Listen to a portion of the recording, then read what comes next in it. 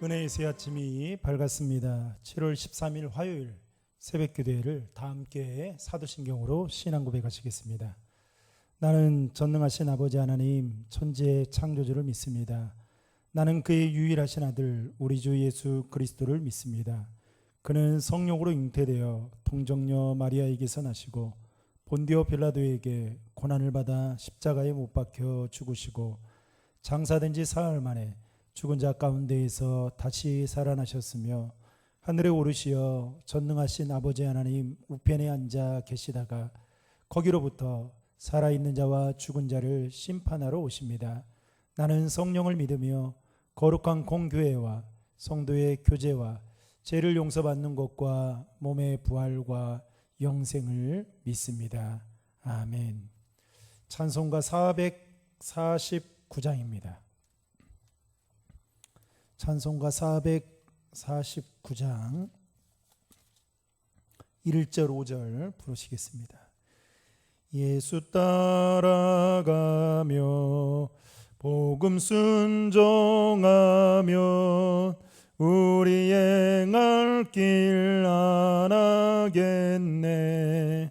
주를 의지하며 순종하는 자를 주가 늘 함께 하시리라.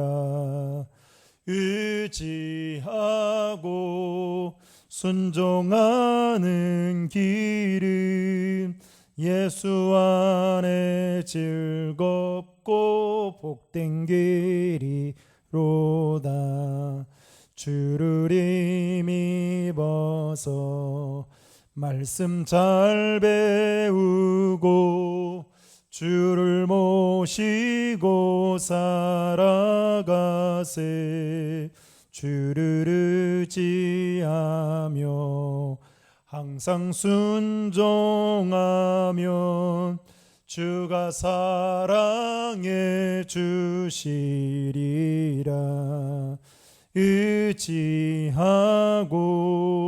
순종하는 길은 예수 안에 즐겁고 복된 길이로다. 하나님의 말씀은 여호수아 6장 12절로 21절의 말씀입니다.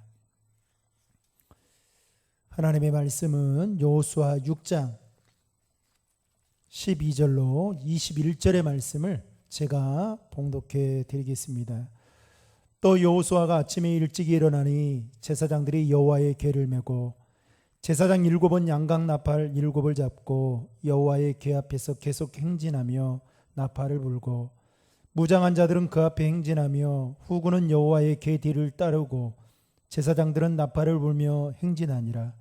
그 둘째 날에도 그 성을 한 번 돌고 진영으로 돌아오니라. 엿새 동안을 이같이 행하니라. 일곱째 날 새벽에 그들이 일찍이 일어나서 전과 같은 방식으로 그 성을 7번 도니 그 성을 7번 돌기는 그날 뿐이었더라. 7번째에 제사장들이 나팔을 불 때에 여호수아가 백성에게 이르되 외치라. 여호와께서 너희에게 이 성을 주셨느니라. 이 성과 그 가운데 있는 모든 것은 여호와께 온전히 바치되 기생나합과 그 집에 동거하는 자는 모두 살려주라. 이는 우리가 보낸 사자들을 그가 숨겨 주었음이니라.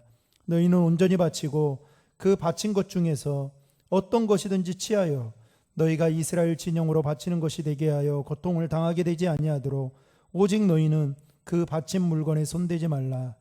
은금과 동철 기구들은 다 여호와께 구별될 것이니 그것을 여호와의 곳간에 드릴지니라 하니라.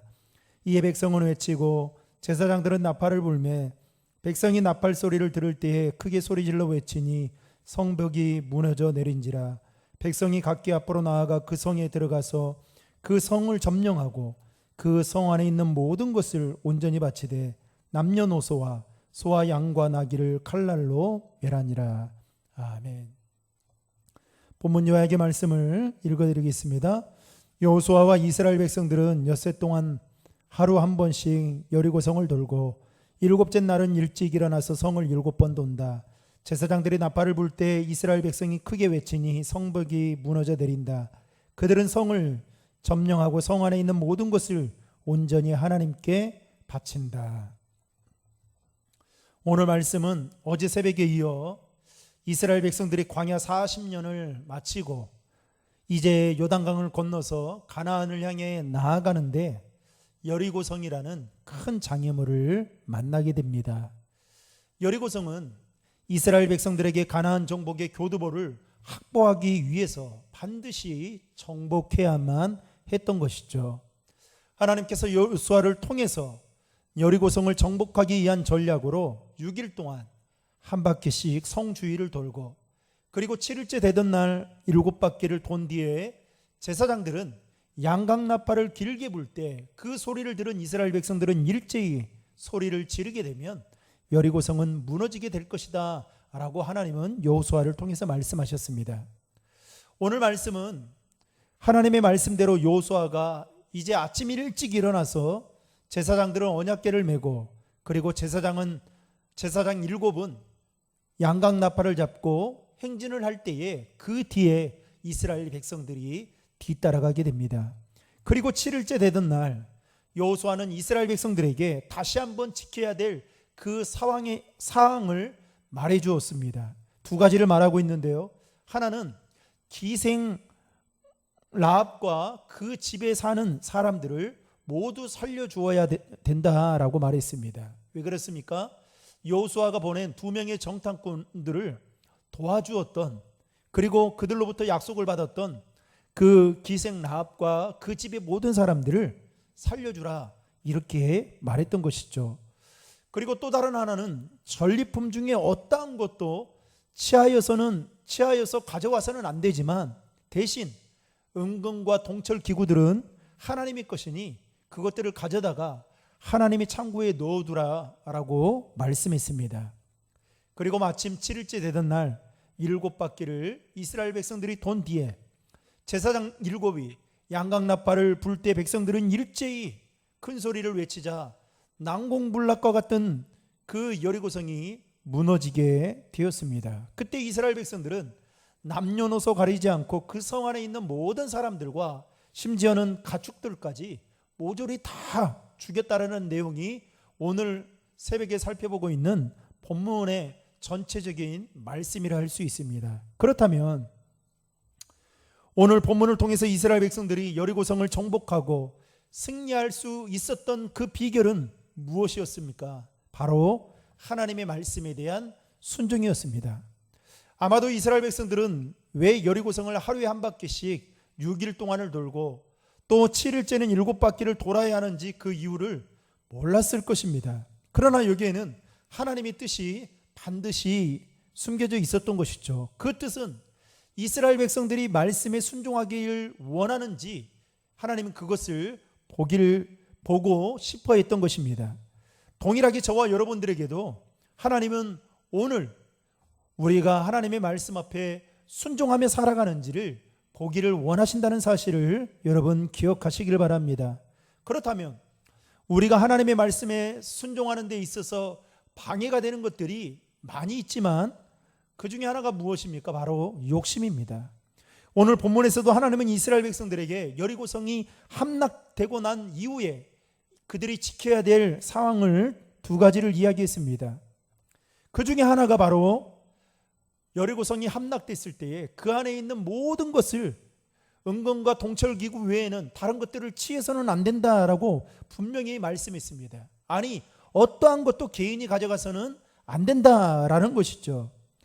여러분 그런데 여호수아 7장에 들어가서요 바로 나오는 이야기가 무엇입니까? 아간에 대한 이야기입니다.